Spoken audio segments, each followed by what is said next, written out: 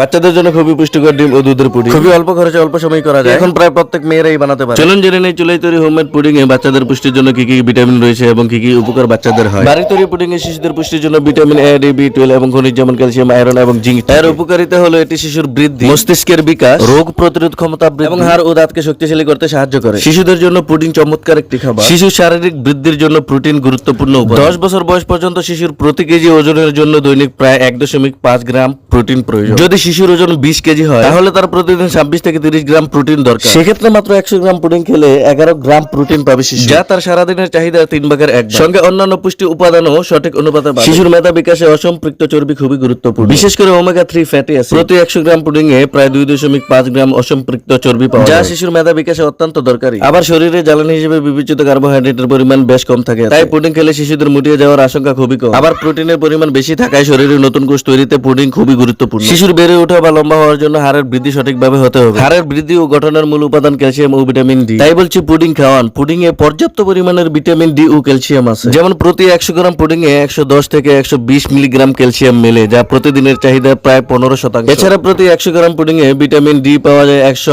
IU, যা প্রতিদিনের চাহিদায় প্রায় 15% পূরণ করে। এই পুডিং এ বাচ্চাদের অনেক কিছুই উপকার রয়েছে, ভিডিও লম্বা হতে বলতে পারলাম না।